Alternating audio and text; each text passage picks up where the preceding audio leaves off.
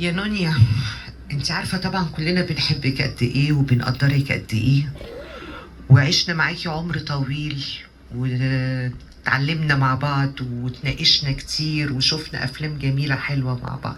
انا بشوف ان انت من الفنانات اللي ادت طبعا عمرها وربنا استجاب لدعوتك، زي ما انطوان قرا الجملة او الخاطر اللي انت كتبتيه. انت فنانة شاملة بمعنى الكلمة منذ الطفولة. كان عندك الحظ الحلو لوالدتك الله يرحمها ولأسرتك الكريمة ان هم يهتموا بيكي منذ الصغر، بان انت تتعلمي كل حاجة بالنسبة للفنانة الشاملة، غنى ورقص واستعراضات وأداء تمثيلي مميز وخفة دم ربانية عشان قلبك الحلو ده. نجحتي في كل حاجة. أنا بفتكر إن أنا حافظالك أغاني كتير بصوتك الحلو، وأنا قلدتك وإنتي بتقلدي الفنانين سواء كانوا ستات أو رجالة من كتر حبي وإعجابي ليكي قبل ما أعرفك. طبعا سؤالي ليكي، لقيتي نفسك فين؟ انا كليلى ومعاشرتي بيكي حسيت ان انت بتحبي على قد قدراتك في الرقص وفي الاستعراضات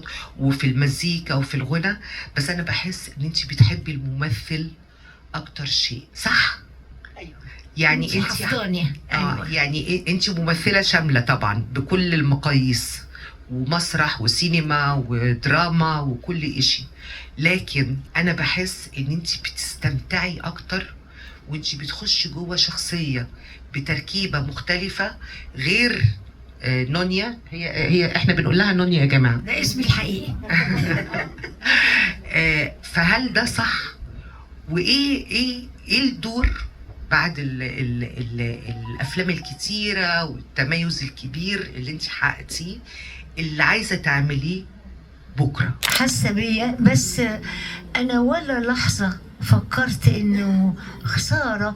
مفيش في الفن خساره، لانه انا كونت جمهور كبير بيحبني وبيثق فيا، والجمهور اللي بيحب الفنان ما بيحب، مش عايز منه حاجه، هو حب يحبه كده. فأنا بتناسى حياتي الشخصية. أنا بقول حياتي الشخصية هي حياتي الفنية، لأن خلاص أنا اديت للفن عمري كله. شكرا يا مينا. اتفضل.